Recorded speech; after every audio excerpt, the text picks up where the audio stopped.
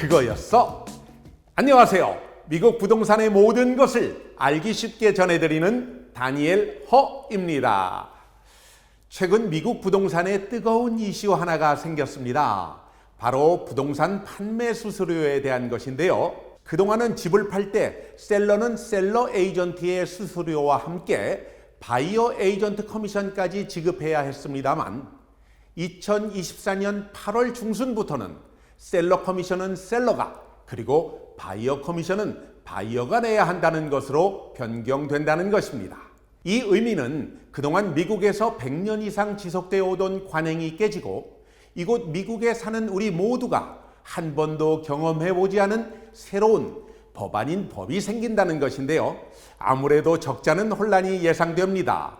이 제도가 생기면 셀러는 양측에 줘야 할 커미션을 한쪽 것만 줘도 된다는 생각에 커미션 부담이 덜할 것 같아 좋고, 셀러 에이전트야 본인 몫을 받게 되니 큰 상관이 없겠습니다만, 바이어는 이제껏 집 살 때는 한 번도 안 내던 커미션을 왜 내가 내야 하느냐라는 불만이 생길 수 있겠고, 바이어 측을 대변하는 에이전트에게는 미리 커미션에 대한 결정이 되지 않는 한 몇 날 며칠, 심지어 몇 달 동안 수고한 대가를 바이어로부터 받지 못할 수도 있어서 아주 곤란해질 수 있겠죠. 그래서 요즘 부동산 시장에서는 8월이 오기 전에 집을 사겠다는 바이어들과 좀 기다렸다가 8월 중순 이후에 집을 팔겠다는 셀러가 생길 정도라고 합니다. 당연히 많은 에이전트들도 이 문제가 어떤 모습으로 진행될지 대해 귀추가 주목되는 모습입니다. 그런데 말입니다. 과연 사람들이 예상하고 걱정하는 대로 이 문제가 그렇게 초비상사태이고 커다란 변화를 가져올까요? 부동산 시장이 완전히 뒤집힐 만큼 그렇게 심각한 쪽으로 흘러갈까요? 저는 그렇게 보지 않습니다.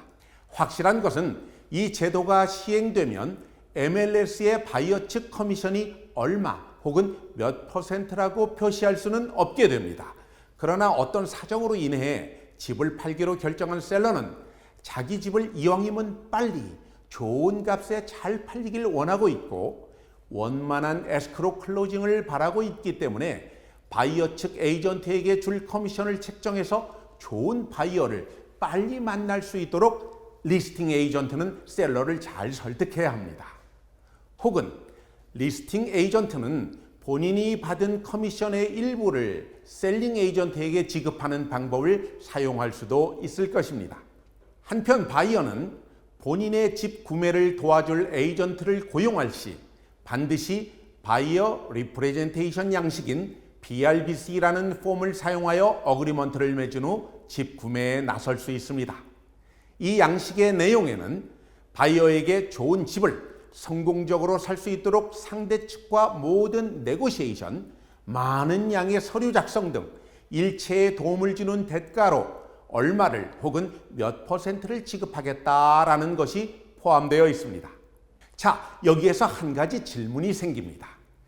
바이어 입장에서 난 돈 내기 싫다, 내가 알아서 셀러 측 에이전트를 만나 집을 사겠다 하시는 분들이 있을 수 있습니다. 그러나 과연 아무런 대가 없이 바이어 측 서류 작업까지 해주고 차후에 생길지 모를 셀러와의 아규먼트에 대한 책임과 의무를 질 리스팅 에이전트가 있을까요?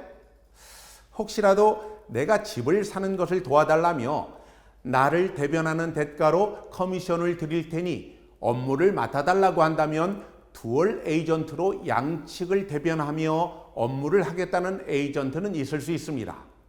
그러나 잊지 말아야 할 것은 에이전트의 업무는 신의와 성실로 자기 고객의 니즈와 이익을 대변하고 충실히 일을 해서 해당 트랜잭션을 스무스하게 마무리하는 것이기에 결코 양측의 입장을 같은 무게로 대변할 수 없습니다. 솔직히 리스팅 에이전트는 셀러의 입장을 더 큰 비중으로 대변할 수밖에 없습니다.